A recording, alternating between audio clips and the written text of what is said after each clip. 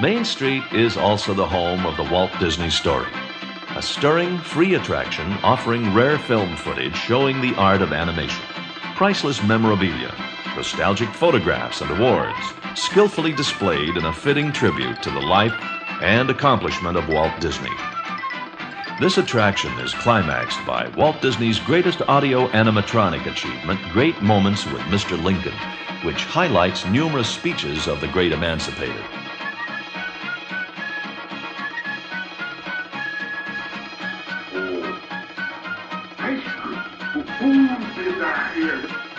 Guess I must have dozed off.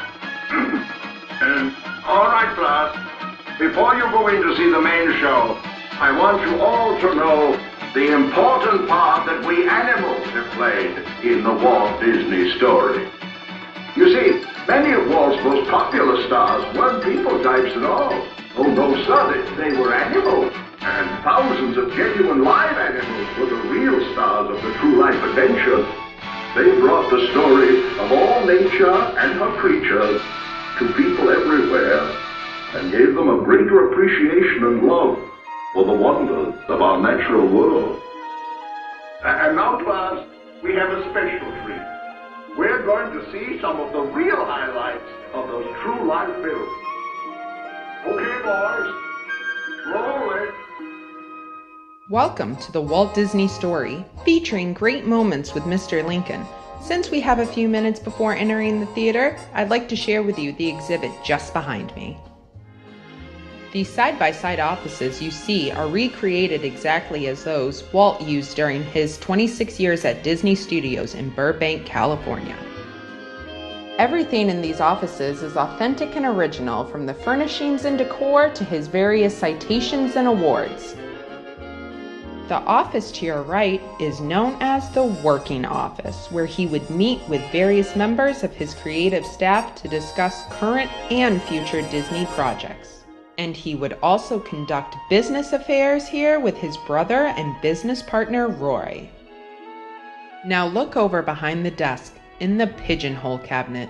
You'll see where Walt kept copies of his current screenplays. And underneath is a well-worn briefcase that he used to carry these scripts home at night for review.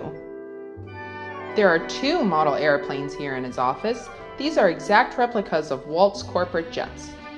Here in the front corner is Mickey Mouse 1, and in the back corner, Mickey Mouse 2. And over here to your left is the formal office. This office was used for appointments with special guests that came to visit the studio. And although Walt never played the piano himself, the studio songwriters would often stop by to perform the latest Disney melodies. For instance, Leopold Stokowski played many select pieces from Fantasia more than 50 years ago on this baby grand piano. In the 60s, the Sherman Brothers introduced the award-winning score for Mary Poppins here, including one of Walt's favorite songs, Feed the Birds.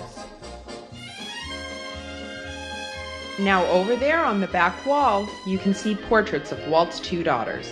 That's Sharon on the left and Diane on the right. These sketches were done by a close family friend, Norman Rockwell. And finally, right below them is a very small portion of Walt's extensive collection of miniatures, which was one of his greatest fascinations. Now, in just a moment, down here at the end of the lobby, we'll be presenting a short film tracing the history of Disney animation, from the animated cartoon up to the full-size audio animatronic figures that you see at Disneyland today. This will be about a 6-minute film, then directly following that, we will move over to our main theater to see Great Moments with Mr. Lincoln. Thank you.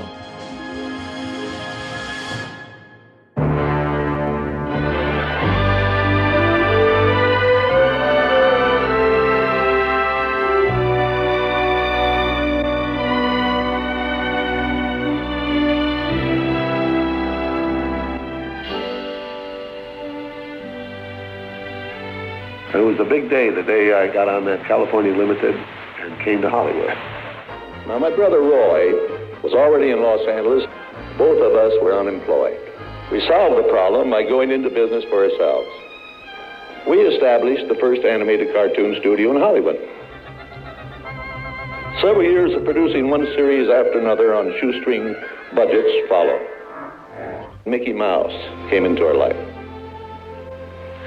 He popped out of my mind onto a drawing pad on a train ride from Manhattan to Hollywood at a time when the business fortunes of my brother Roy and myself were at lowest ebb and disaster seemed right around the corner.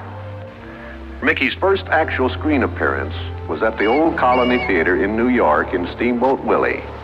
Mickey was the first cartoon character to stress personality. I thought of him from the first as a distinct individual, not just a cartoon type or symbol going through comedy routine. Mickey was simply a little personality assigned to the purposes of laughter.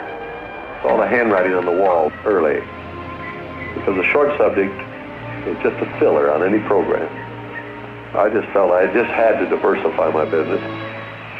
Now, if I could crack the feature field, I could do things. I had done a little story research on different fairy tales I might do, and Snow White was one of them.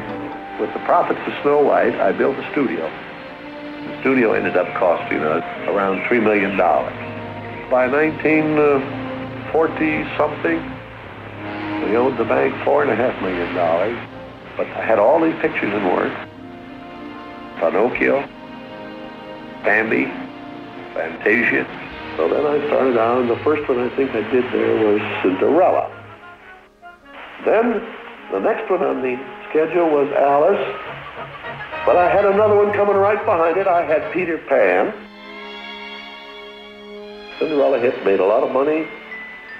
Alice, one of them came out and just made a nosedive. There are millions of people who didn't care about Alice. There's no heart to it. Without that heart, you see, I don't think anything will laugh. In other words, with every laugh, there must be a tear somewhere, and I believe in that. After a long concentration on live action and cartoon films, we decided to try something that would employ about every trick we had learned in the making of films.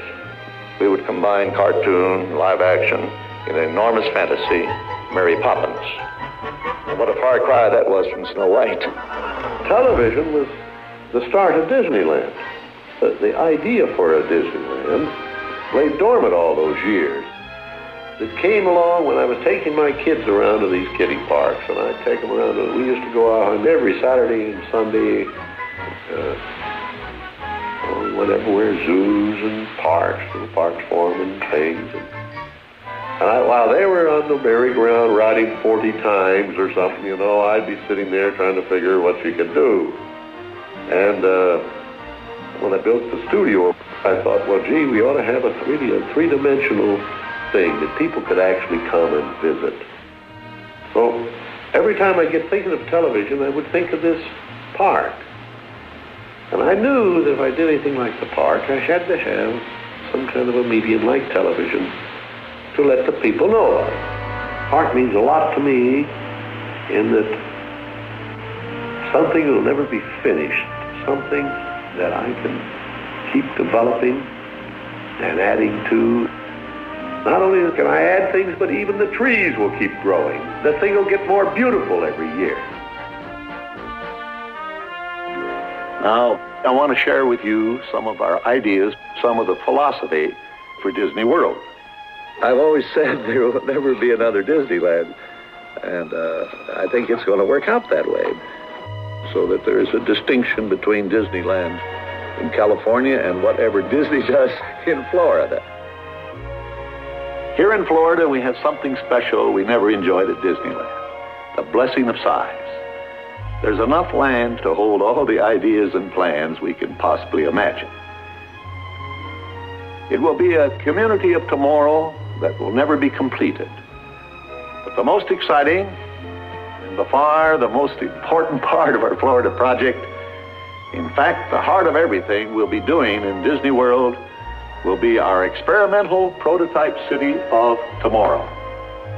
It will never cease to be a living blueprint of the future, where people actually live a life they can't find anywhere else in the world.